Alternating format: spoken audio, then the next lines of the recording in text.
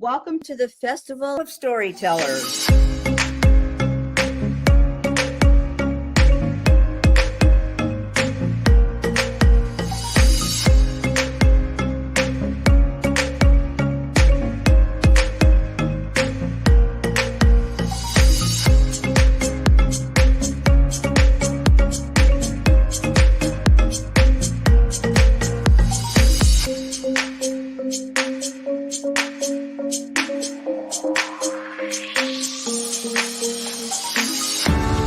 I can't tell you how excited I am to be on right now. It's been a couple of weeks of excitement, getting prepared, and I've done a lot of things in my life, but this has got to be close to the top. Thank you, and Reader's Magnet, and thank you, John, for putting this forth and taking the chance on us authors in presenting this out to the world. I've enjoyed this immensely, Joanne. Ellie, so have I. Thank you for who you are, and thank you, Reader's Magnet. You all are beautiful, and you've worked so very hard, and we are blessed. We are. I thank everybody that's involved with this process, because we know writers need readers and writers need publishers. We thank Reader's Magnet and everybody that's involved. I love Reader's Magnet. They say, we share your stories with the world.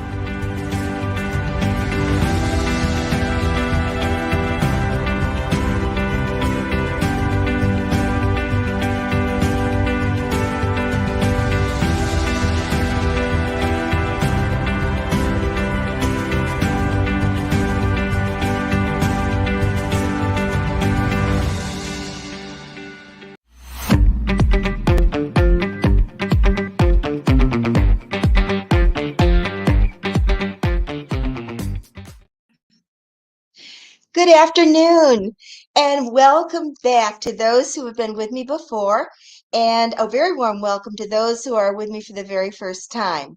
My name is Margaret Krivchenia, and I have been an author for 6 years publishing. I'm the author of the Four Cousins Mystery Series. There are 4 books. There is The Ghost of Canyon Camp. There is The Haunted Lighthouse, which I talked about yesterday, because after all, it was Halloween. And this setting was in Sanibel Island. And I talked a little bit about the history, a little bit about the pirates around Florida, and I introduced the 4 cousins to them in this story, and then read an excerpt. So I hope any of you who were with me yesterday, I hope you enjoyed the excerpt that I read from this book. The third book is The Secret of the Broken Arrow Mine. And again, we're going back to the Yellowstone, Montana, Wyoming area. And I'm going to talk about this tomorrow in a little more detail. The fourth book is my Christmas mystery. And this is The Case of the Mysterious Mansion. And it takes place in Asheville, North Carolina, and which is a favorite place for my husband and I. We love to visit here. And it's near the Biltmore House. And I'll be talking more about that on Thursday and Friday when we get just a little teeny bit closer to Christmas. And again, all of these books are for ages 8 to 12, and they all are based on the inspiration of my 4 grandchildren. I have 2 boys and 2 girls, and so they're the main characters in these books, and they were the inspiration for me to become an author. And so this is where I started. And I'm going to go to my adult novel today, which is my first adult novel called Evermore. And this is a very personal, beautiful story about my family. It is historical romance as well as a mystery. And so it's not just a dry read through. It is a very warm love story with all the tragedies and all the joys and all the sorrows that come through all of our families. So I'm going to take you on a little tour today on how to be an author, because one of the questions that came up last week was, I just love to be an author. Can you tell me the steps and how I could get to be one? So I'm going to use the book Evermore to show you what my journey was like in writing an adult novel. Now, I want to give you a little bit of background. First of all, I grew up in Michigan, so I'm very used to cold weather. I moved to Florida, and now I've been here for many, many years, and now I'm used to the hot weather, and I love it down here. And I'm lucky enough to live by all my family. I have my husband with me. I have my 4 grandchildren, my 2 sons and daughter-in-law. So it's just a wonderful area, and God has truly blessed me to be near them. So as I said before, my inspiration for the Four Cousins Mystery Series was my 4 grandchildren. And I started writing. Writing was not my original vocation or job in life. I graduated with a degree in English literature and then a degree in education, and then I got my master's in counseling. And I was a counselor down here in Florida for 24 years. And it's when I retired that I had my little grandchildren coming along, and they're sleeping over, and I would begin telling them stories. And pretty soon that evolved into stories written down that I put in scrapbooks, and I illustrated and gave them to them on special occasions. And then as they got older, I thought, you know what? I'd really like to write stories, detective mysteries. And I thought, why not call it the Four Cousins Mystery Series? Because when I was growing up, I absolutely loved detective and mystery stories. And, I grew up on the Nancy Drew stories. I still remember the Hidden Staircase and the Hardy Boys mysteries. And then as I got older, of course, I went into the Brontes with Jane Eyre and all that, Wuthering Heights, all that romance. I absolutely loved it. And today I read lots of different kinds of stories. They might be stories that are of personal tragedies, or it might be stories of, just mysteries and fast action detective stories. So I'm kind of an eclectic reader. I like them all. And one of the things that was very important to me when I was writing the Four Cousins Mystery Series is that my grandchildren would show that they do have faith, they do believe in God, and that they would ask God to help them in their mysteries and in their detective adventures. And they always end up in each book finding someone who's gotten off the path that he was meant to, or he or she was meant to be on, and they end up saving someone and turning their life around. So I like to have it be an uplifting book with lots of fun, lots of action, lots of dialogue, which kids really like. So when I completed writing my last book, the Christmas Mystery, it had been on my heart for a long time that I wanted to write about my family, my mom and dad, my grandparents. My grandparents lived with us. So I grew up as an only child, and I got to sit there and listen to Grandma tell all the stories about her relatives, about my mom growing up. And I got to read some of my mom's journals from when she was very young. So it gave me a background and a thought, you know what? I'd like to write about them. My father grew up in a family of 4. He was in World War II. He started out as a bomber pilot and ended up, arming the planes, for D-Day and that. So my dad had a very colorful history also. So I wanted to share their story because my mom had a very unique story. And dad was not the very first love of her life. The very first love of her life was someone she had met in high school and had fallen deeply in love with him, and he with her, and they were going to get married, and then tragedy struck. So, and my father actually saved my mom, from her, just her life just being shattered. So it's a beautiful story. It's a beautiful love story.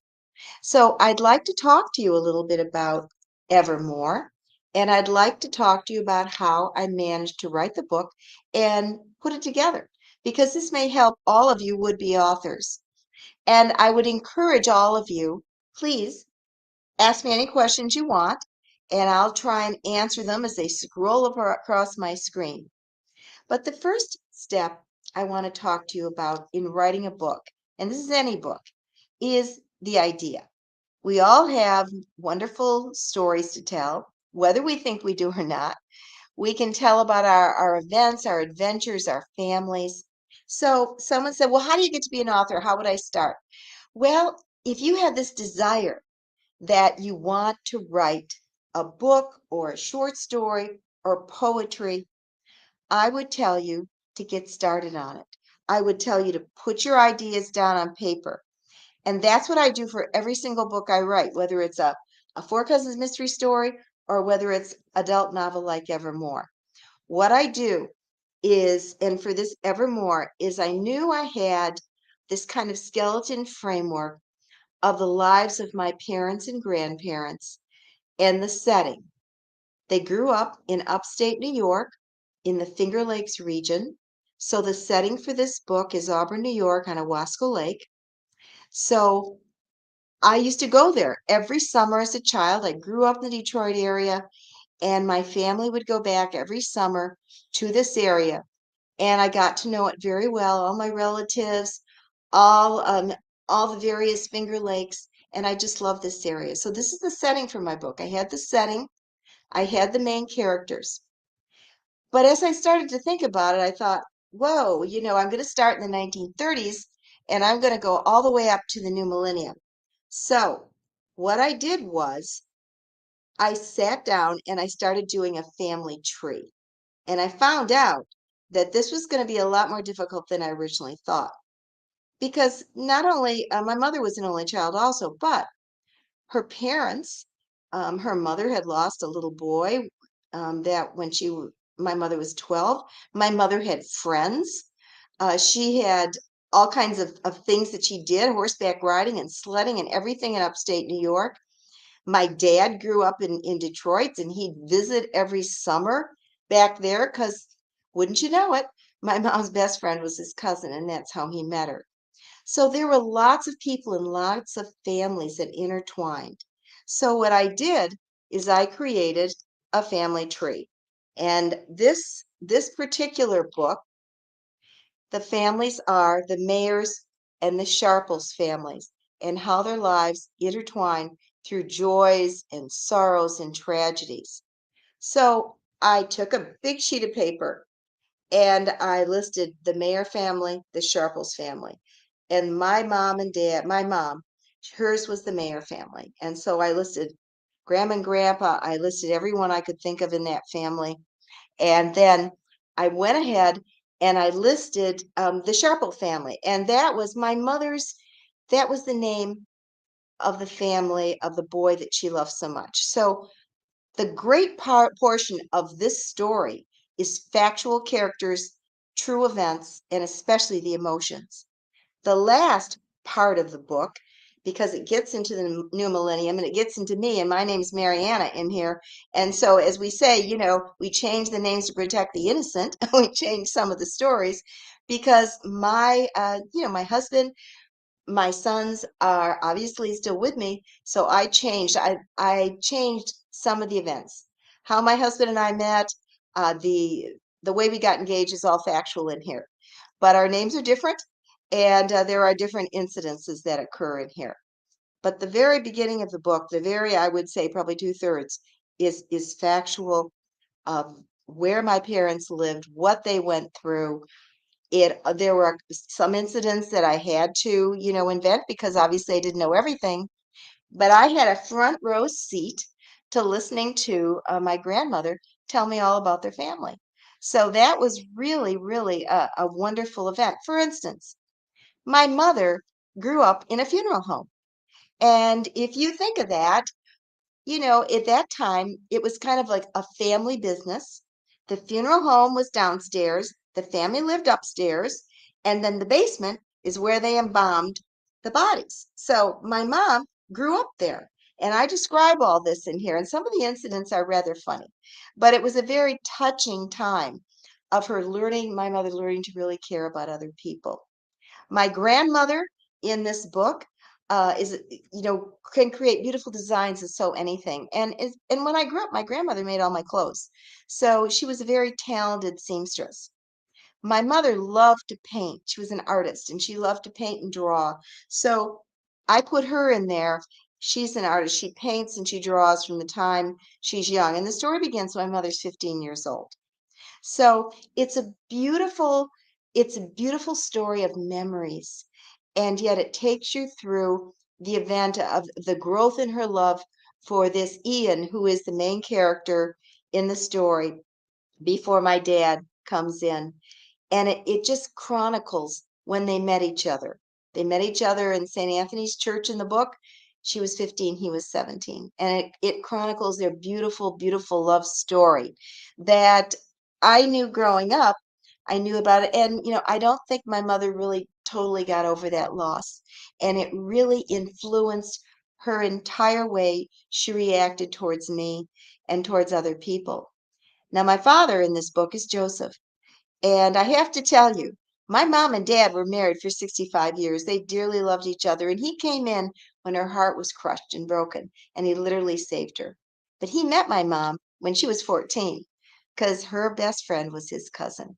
And he told me, Margie, he always called me Margie. Margie, he said, knew I loved your mother from the time she was 14. And I would say to myself, I'm going to marry her someday.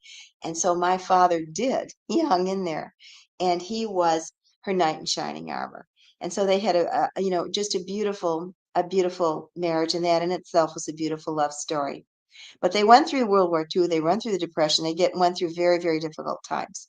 And so these are chronicled in here, but it's put together as a historical romance and a mystery, because there is a mystery in here. And I don't want to tell you all about the mystery because it's an adult novel, which you could read. As far as the Four Cousins Mystery Series, I can tell you what the ending is, because if you buy it for your children or grandchildren, you're not going to tell them the end. You'll let them read it. But so I would say to those of you who wish to be an author, just absolutely know that you're going to have to really do some research. And so I would say that you need to decide on your idea, who your characters are going to be. What kind of book do you want to read? For instance, do you want it to be a detective mystery stories with genre?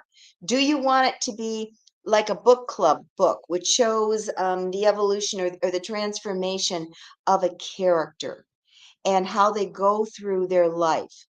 Do you want it to be very fast paced? So I'm thinking of like James Patterson, his mystery stories. There's a lot of, violence in there, but it's like bam, bam, bam, one short chapter after another. It's action packed. So you have to decide what kind of book you want to write. And then you gather the facts. You decide on what your setting's going to be. You decide who your characters are going to be, maybe how many. I had so many here that I'll tell you about that in a minute. It's really funny. So you decide who your characters are going to be. And then I would suggest that you write authentically. And what I mean by that is when I write my books, and especially as I just told you, I knew the setting for Evermore because I visited upstate New York. The settings for the Four Cousins Mystery Stories ranged anywhere from Asheville, North Carolina, to Sanibel Island, Florida, to Yellowstone, to Montana and Wyoming, and I have visited all of them. Of course, I live in Florida, but I actually researched, for instance, the Wyoming area, Yellowstone, the Native Americans who lived there. I researched Kerwin, which was a ghost town, and we're going to visit that. We're going to talk about The Secret of the Broken Arrow Mine tomorrow. That is the third book in the Four Cousins Mysteries series. So what I did with Evermore is I researched who are the Native Americans, the Iroquois, and they had Indian mounds, a lot of Indian mounds. So I researched exactly what those were. And there is an Indian mound in here, which plays quite a bit, has quite a bit of influence and interest to the characters. I looked at a place, I remembered a place when I would go back there called Frozen Ocean. So what I did is I remembered as a child, I'd go to Frozen Ocean near Auburn, New York, and it was like a big grassy plain, and you could go up a hill, and there'd be a beautiful vista of water beyond. So I thought, well, I wonder what it is now. Well, guess what? I researched it. They use it as a racetrack now. So I wanted to see if all the places I remembered were still there. I found out that they still do fish fries. And so what happened was, I'll say to my husband who loves to travel and go anywhere with me. So I said to him, honey, I'm going to write Evermore. I'd like to go back to upstate New York because I haven't been there since I was a child, and I'd like to visit all the places that my mom and dad went to. So it was in 2007, and it was the year my dad passed away. And so we took a trip up to Auburn, New York. We stayed in Skinny Atlas, which is a gorgeous lake. And I toured where my mom and dad met, the church. I drove by the house, which was the old funeral home. And I have to tell you, when you're little, you know how things look big? Well, when I saw it, I thought, wow, this is kind of small. But I got to see where that house was. And of course, those towns, they're very, it's like stepping back in time. It really is. So I visited the dance hall in Owasco Lake where my mom and dad went and where they danced and they had so many wonderful times on the 4th of July together. And I went out on Owasco Lake. So I got to visit all the places. I even went, as I said, we stayed in Skinny Atlas and I went to the wineries around there. And the winery becomes a part of the latter part of this book. It actually is what my husband decides he's going to do, go into a winery or run a winery. So that's one of my fictional things. When I was writing this book, I said to my husband, all right, honey, we're going to be in this, but we're going to be more fictional, not how we are personality wise, but how our jobs are. So what would you like to be? You can be anything you'd like to be. And my husband and I do like to visit wineries. And so I said, it's very interesting. And I said, okay, then you're going to own a winery. And what I did though in the book, because I was a voice major, so in here, that's in there that I was going to be a voice major in college, that I like to write, that I like to teach. So I did stick pretty closely to the jobs I've held and the things that I love to do. Also in here, my husband and I have 4 grandchildren, and so I do have some of the children mentioned here, but I don't use their names, and I kind of just skip over a little bit. My sons in here are named Christian and Christopher. That's not their names in real life. They do have children in here, but I kind of went very easy on that because I wanted to focus more on my mom and dad and their life together. And that was very important for me. So there's so many beautiful incidences in here and events. And last week, when I talked about this, I did read the prologue. And I don't know how many people are with me today who were there last week and heard the prologue. If there are people who were there, I'm not going to read it again. But if you're all new people, I'd love to, because it sets up the novel of Evermore and what's going to happen. So, to tell you a little bit about more, and this is the funny part about it, is it took me over 10 months to write this book. And I would try and write every single day. Now some authors, you have to pick your own time. Some people like to get up early and they write then. I wrote in the afternoon, probably around 3:34, and I'd write till 6. I'd write a couple hours. The reason is because in the morning I got all my errands done, all my work done, everything else that I had to do. And then right after lunch, I was kind of tired. And so I would think about things and then I'd kind of get my second wind and I'd start writing about 4. So I did that every day. And with me, once I start writing a book, I live in it. And if you've been with me before, you've heard me say this. I am part of the book.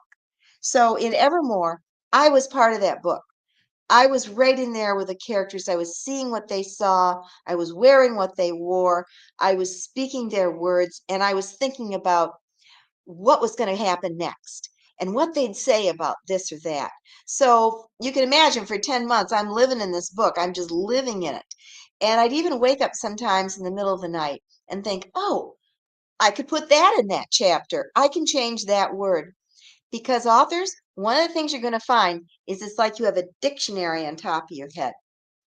When you write a book, you have to vary your language and you have to make sure you don't use wonderful like 10 different times, or you don't use terrific or fabulous, or you have to find different words that make the story come alive and glow. And so I would ask, how you going to ask your cell phone, Siri, what word could I use instead of terrific or fabulous? And because it's very important. So your sentence structure, your dialogue has to be realistic. So what did I do for Evermore? Well, I had to research what the colloquialisms were for the 1930s and 40s. I mean, did they say swell and cool? And, they didn't say whatever.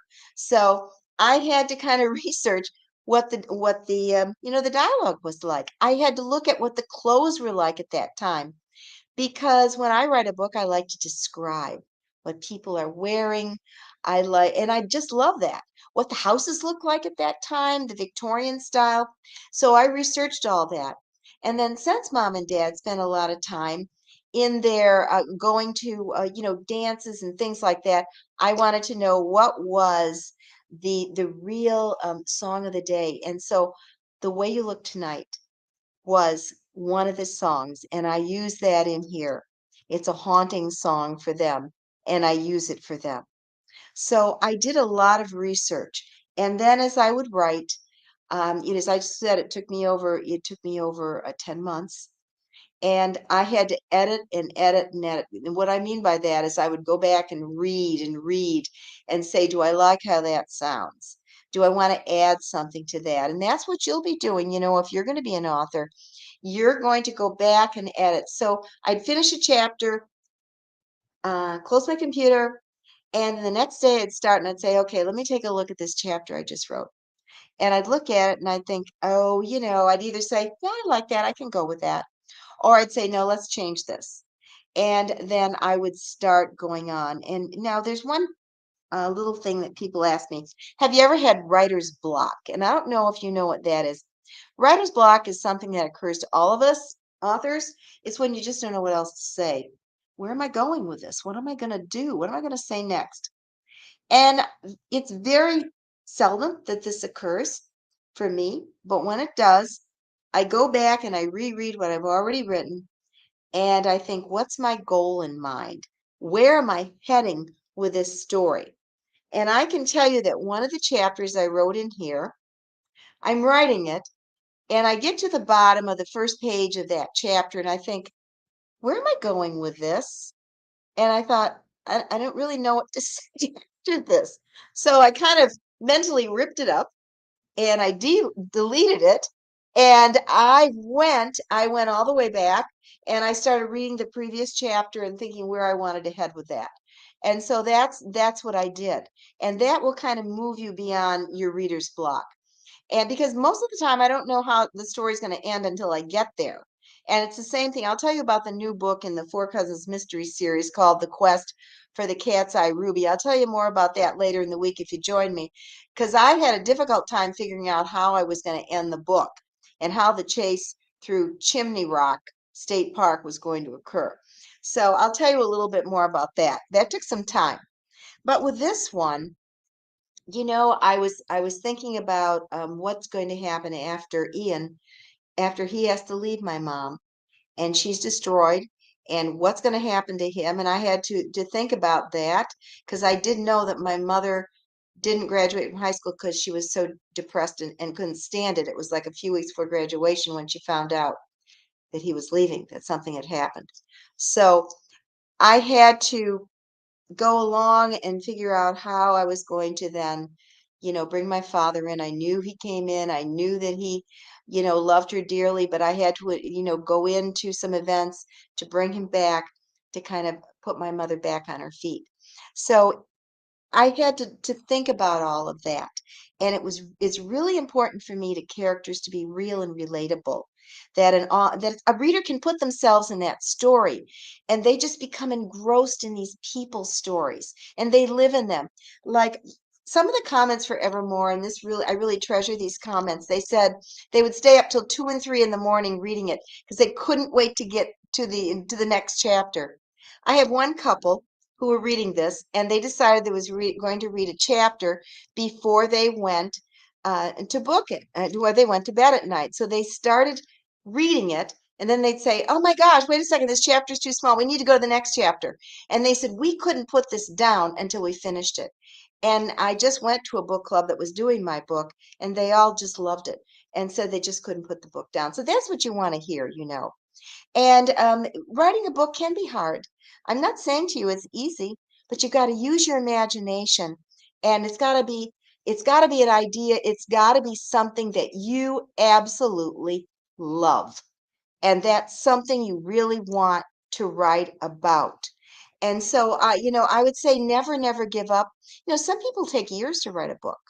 With me, once I get started, I can finish Four Cousins Mysteries novel Like here is the case, the Mysterious Mansion. I can finish it in 3 or 4 months if I write every day. Because I don't know, my imagination just goes wild and I just invent all these things. And I love it. Now, I would never have thought I'd become an author someday, ever. You know, I was a singer, I was an actor, I did plays, I was a counselor, a teacher. Who would have thought?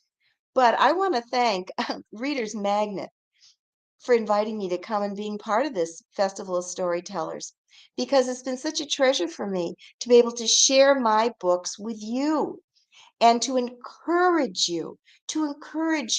If you think you want to write, do it. Start out with your ideas and get them down on paper. And the first step is sitting at that computer and getting your very first page written. So I want to say to you, I so enjoy you joining me, and I so hope that all of you will come back and see me tomorrow. I'm going to do The Secret of the Broken Arrow Mine, and you can purchase all my books. They're on Amazon, they're on Barnes & Noble, but especially I'd love you to purchase them on my website, which is fourcousinsmysteryseries.com. And if you do purchase a book from me, the shipping is free, and I'll autograph your books, and I'll even have the Four Cousins autograph the Four Cousins Mystery Series. So I wish you an absolutely wonderful evening, and I hope you'll come back and see me, and that you will enjoy my story and my journey through writing and the passion I have for being an author. So God bless all of you, and I look forward to seeing you in the days ahead, because we're also going to do Mysterious Mansion, and we're also going to talk about the new book that I'm going to write, the sequel to Evermore. So please come back and see me. Good evening.